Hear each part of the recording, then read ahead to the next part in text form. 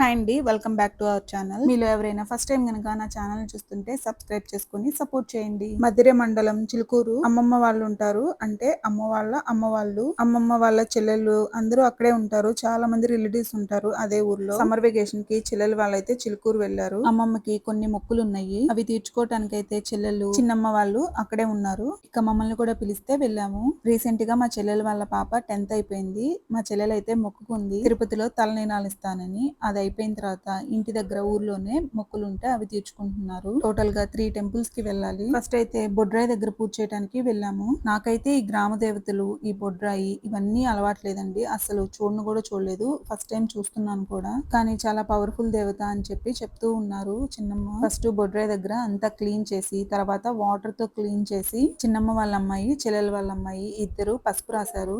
చెల్లి కూడా ఇదే ఫస్ట్ టైం చేస్తుందంట. చిన్నమ్మ అన్ని ప్రొసీజర్ అంతా చెప్తుంది. వాళ్ళ ఊర్లో అయితే చేస్తూ ఉంటారంట ఇది ఫ్రీక్వెంట్ గా.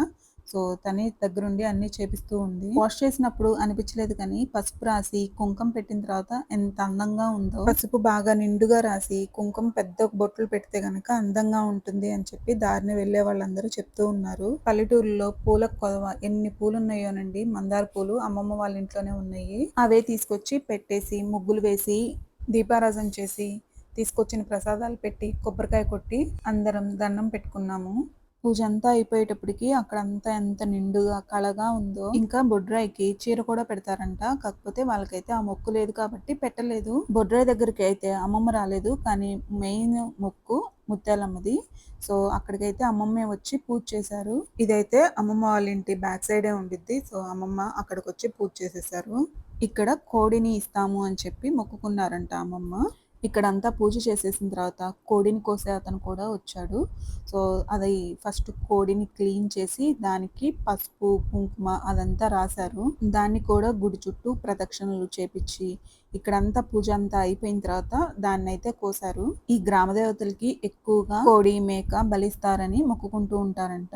అమ్మమ్మ వాళ్ళ ఊర్లో ముత్యాలమ్మకైతే గారెలు బూరెలు కంపల్సరీ చేయాలి. దాంతో పాటు పొంగలన్నం కూడా చేస్తాం కదా, ఆ 3 ప్రసాదంగా పెడతారు. అక్కడ పెట్టిన ప్రసాదమే కోడికి కూడా పెట్టి దానికి కూడా వాటర్ పెట్టిన తర్వాత ఆ తర్వాత అయితే బలిస్తారంటండి. అక్కడ కూడా పూజ అంతా ఫినిష్ చేసుకొని మరొక టెంపుల్ కి అయితే బయలుదేరాము. ఇక్కడ నుంచి అయితే వేరే టెంపుల్ కూడా బయలుదేరాము. అది కొంచెం ఊరు చివరకు ఉన్నట్లు ఉంటుంది. అదే అంకమ్మ తల్లి గుడి. ఇక్కడికి వచ్చేటప్పటికి అరౌండ్ 11:30 అయిపోయింది. టెంపుల్ అయితే క్లోజ్ చేసేసారు. బట్ లోపలికి వెళ్ళి ఇంకా పూజ అంతా గడపలోనే పూజ చేసేసి వచ్చేసారు. ఇది అంకమ్మ తల్లి గుడి ధ్వజస్తంభం అంటండి.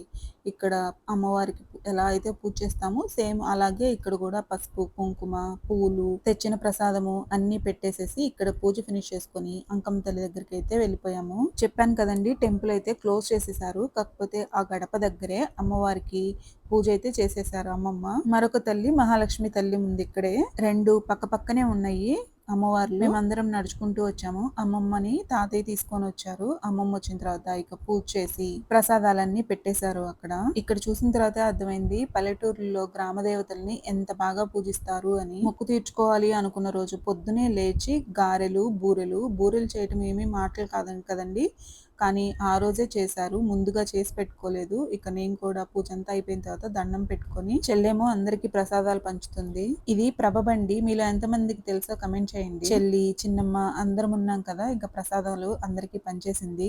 ఆ రోజు ఎండ అయితే మామూలుగా లేదండి. ఎంత ఎండ ఉందో. ఇక ప్రసాదాలు తీసుకొని కొంచెం సేపు అక్కడే బల్లలు ఉంటే అక్కడ కూర్చొని అందరం ముచ్చట్లు చెప్పుకున్నాము. చిన్నమ్మ నేను చెల్లి అందరం కూర్చొని. ఇలా అయితే చెల్లెల వాళ్ళు అమ్మమ్మ వాళ్ళు మొక్కులు తీర్చుకున్నారు. ఈ వీడియో మీకు ఎలా అనిపించిందో కమెంట్ చేయండి. ఈ వీడియో నచ్చితే గనక లైక్ చేయండి. ఫ్యామిలీ ఫ్రెండ్స్ తో షేర్ చేయండి. Subscribe to my channel. మరొక మంచి వీడియోతో మళ్ళీ